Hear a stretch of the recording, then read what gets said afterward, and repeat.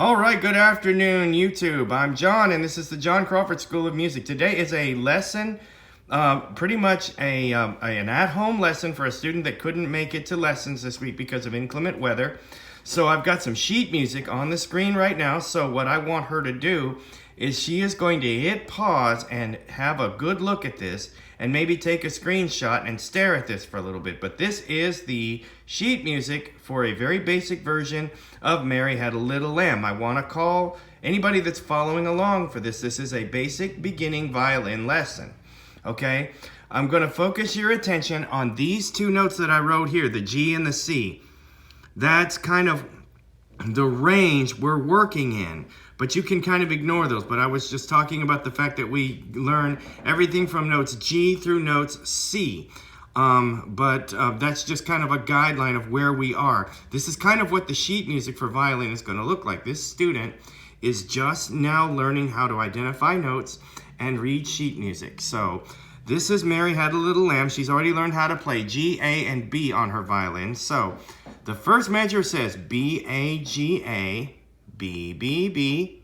On the next line it says A, A, A, B, B, B. That last note is kind of longer, so it's not filled in.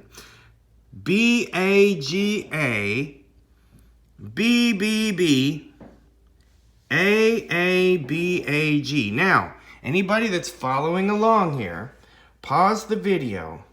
You can, of course, skip this part right here. Pause the video. Skip this right here. Don't worry about this. This is just kind of our range that we're working in. I don't know why I put that on there. I just thought that might be a good idea. But, well, maybe that's not necessarily helpful. But anyway, pause the video. Get a screenshot of this so you have your sheet music on your screen. And I'm going to get my violin. And my young friend here is going to do the camera work so I can actually demonstrate how this is done, so that you can practice and play along at home with me. So I'm going to pass the camera. This is going to look all funky and stupid. Okay. And hand me the violin, sir. Yeah. Okay. And get me in a good shot. Do I need to scoot back? And the music? No, not end the music. We've already, they're going to get a screenshot of that and have it handy on their screen somehow or other. I mean, they can do that. That they can do at home. Okay, so again, to cover how we did this. Okay, first of all, for my young violinists that are just getting started, by this point we are starting to master bowing our strings. Remember that our bow grip is like this. Our thumb and our pinky are supporting our bow, and our fingers are locking over the stick like this. And then the bow is going to remain parallel to the bridge so we don't get what I call the squeakies. The squeakies. We don't want the squeakies. So.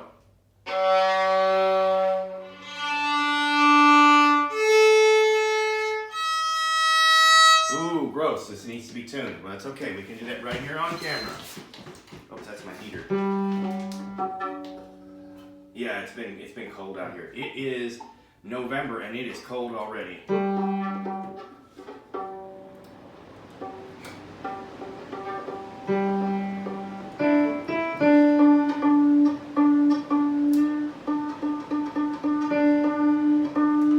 a little sharp. I'm not using an electronic tuner. I know I should be. There we go. Not bad. It's pretty close.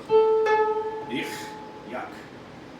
Patrick, who is doing the camera work today, is cringing because he's been a student of mine since he was 4 years old, and a very accomplished guitar player and trumpet player, and he's cringing at the sound of my out-of-tune violin. That's better. I need to do that. Yeah.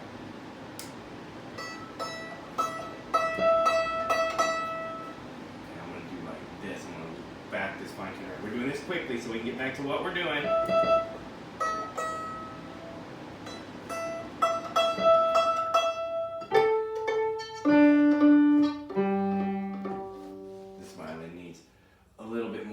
TLC than that. Hang on just a second. We're going to back this fine tuner out on the G and get this closer.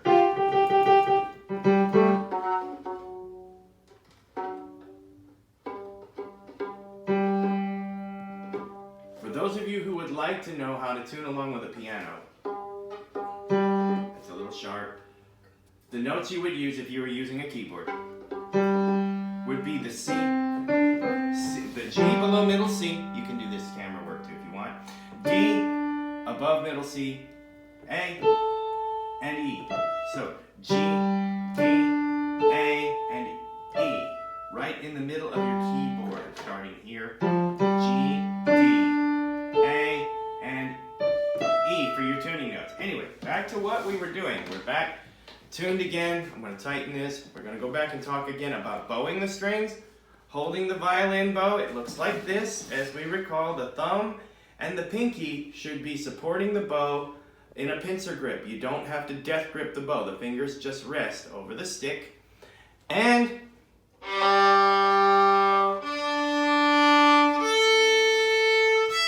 do a little warm-up. G, going with a down bow, up bow, down bow, up bow.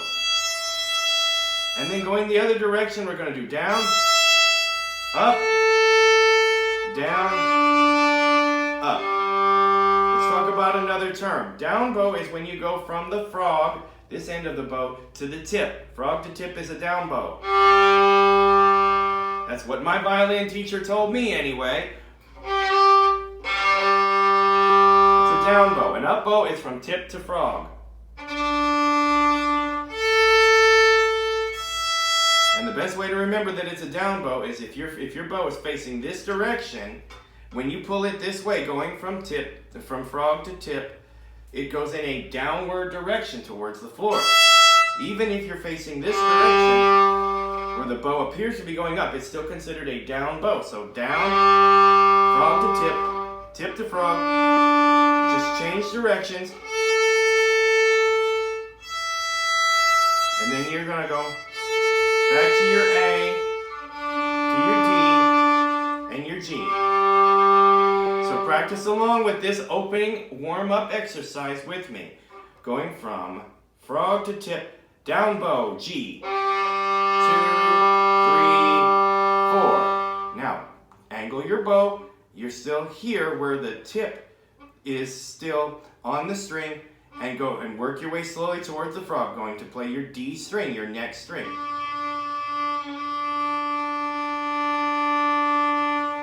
Now you're going to angle your bow just ever so slightly to touch the A string, which is the next string.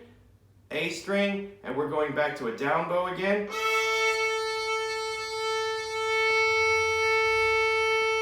And then finally our E string again, and we're going from tip to frog.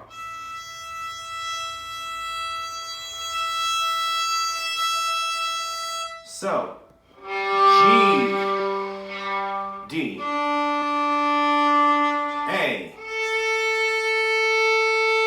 E,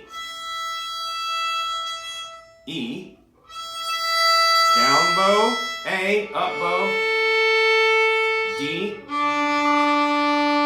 and G.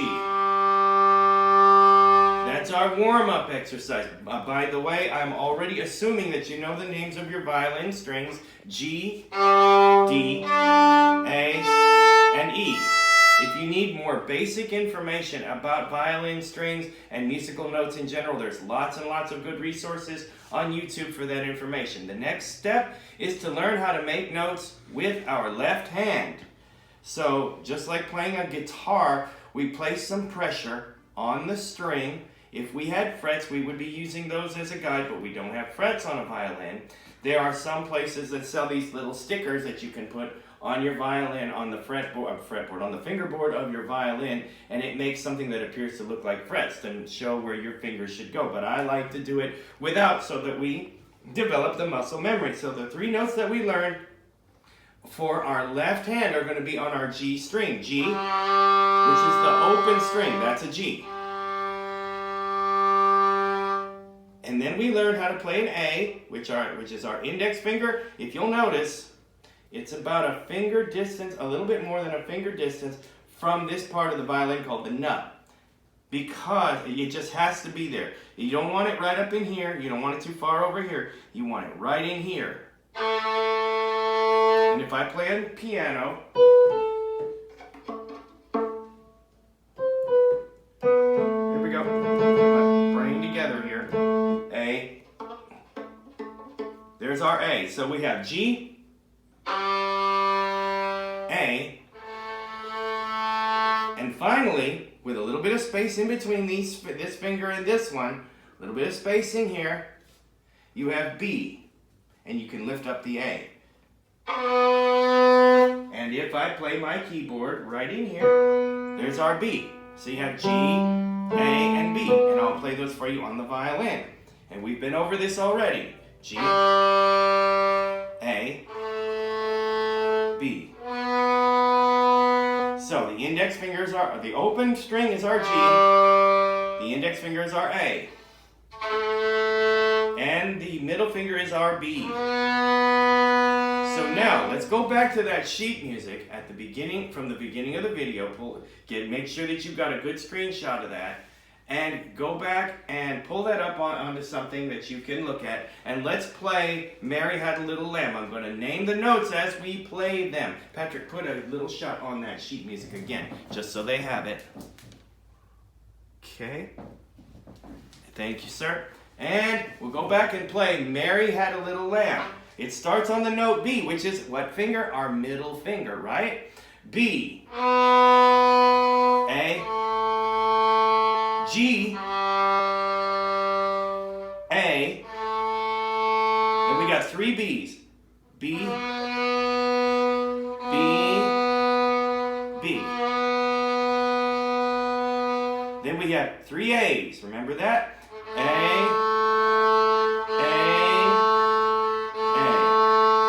A, is our index finger, and we've been over that. And then we go back to B again, which is our middle finger. Go ahead and get your finger ready and go B, B, B. We're going to do that all over again. Next measure says B, middle finger, A, index finger, G, A, and B,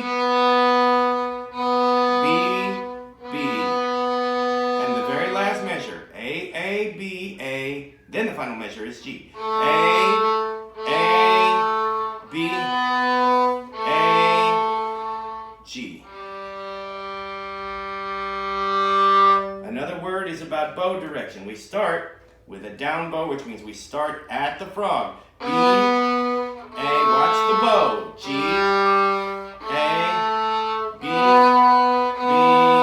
I'm not going to play the whole song, but what I want to say is you're going to be doing a back and forth motion with the bow. We don't want to pick our bow up. We don't want to be going B, A, G, or we don't want to do anything like that. We're just going to maintain a back and forth alternating motion. B, A, G, A, B, B, B. See how I'm going back and forth? I'm not lifting up on the bow. I'm not removing it. It's just a back and forth motion. We'll go back over that when I see you next week. I'm speaking directly to a specific student, but make sure, so for those of you following along at home, make sure that the bow is maintaining contact with the string and making a backward and forward motion, starting at the frog to do what we call a down bow. Now, at tempo, I'm going to go ahead and play this all the way through. I'm going to name the notes as I play, and this time I'm not going to stop. I'll do this a couple of times so that once you get comfortable, once slow, once fast, then you can practice along at home. B, A, G, A, B, B, B, A,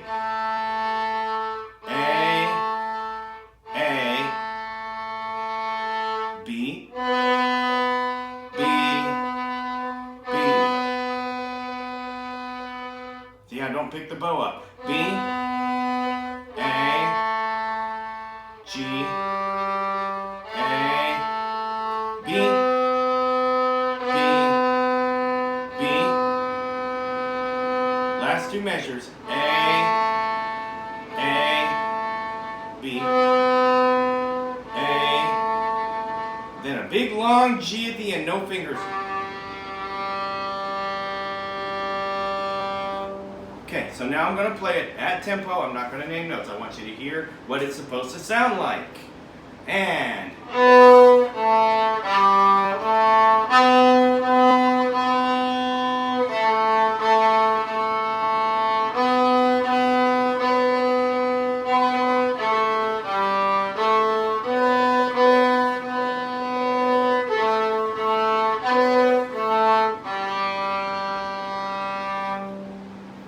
Okay, guys, thanks for watching. I appreciate it.